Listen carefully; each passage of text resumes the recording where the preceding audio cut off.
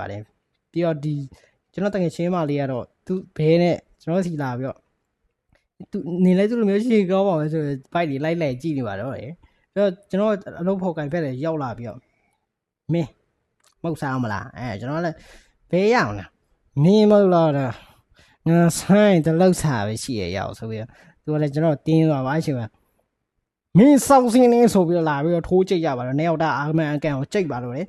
စတာပါအကြောင်းရင်းကတော့မင်းမဆော်ရှိလာလို့လာမီးလို့ကျွန်တော်လည်းကြည့်မရတော့ထိုးလိုက်ပါလေသူ့မှာလည်းတကယ်ဆော်မရှိလို့ကျွန်တော်မှလည်းဆော်မရှိဘူးဒါကြောင့်မင်းစောက်စင်းနေဆော်ရှိမလားငါ့ကိုလည်းလာမမီးနေငါလည်းနောက်နေ့ကျဆော်ရအောင်လုပ်ပြမယ်ဆိုပြီးကျွန်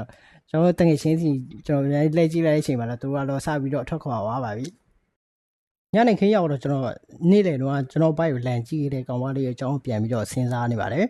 ကောင်မလေးကဘာလို့ကျွန်တော်ဘိုက်ကိုလန်ကြည့်ရလဲဘာလို့ကြိုက်နေလဲကျွန်တော်စဉ်းစားနေတဲ့အချိန်ကျွန်တော်ဆရာတင်ပေးခဲ့တဲ့ဒီလေ့ကျင့်နည်းတွေကဘာလို့စောက်ရမ်းကို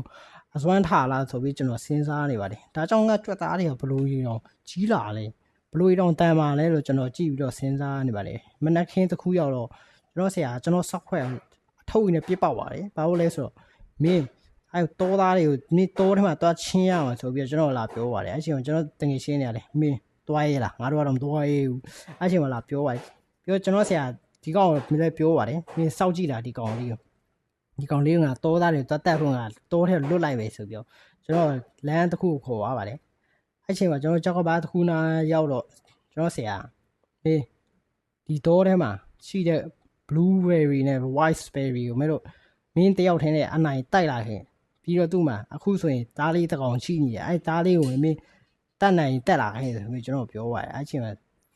ကျွန်တော်လည်းစဉ်းစားနေမှာဒီကောင်ဒီ blueberry white berry စောက်ရင်ကျန်းတဲ့ကောင်မဟုတ်လားဆိုပြီးကျွန်တော်စဉ်းစားနေချင်းမင်းစောက်စကားလည်းအများကြီးပြောမယ်ငါမင်းတက်ဆိုတက်လာခဲ့ဆိုပြီးကျွန်တော်စပြီးတော့တီးပါတော့အဲ့ချိန်မှာ go ကနေဆွဲပြီးတော့ကန်ချပါတော့လေကျွန်တော်ဆရာဒီချိန်မှာကျွန်တော်အောက်ပြုတ်ချတဲ့အချိန်မှာပဲဝူဝါဝါဆိုကျွန်တော်ကြောက်ပြီးတော့ကြောက်တာမစောရမ်းကြောက်တော့အဲ့ချိန်မှာကျွန်တော်အောက်ပြုတ်ချတဲ့အချိန်အကျိုးမကျိုးပဲ့ဆိုကိုကျွန်တော်မသိ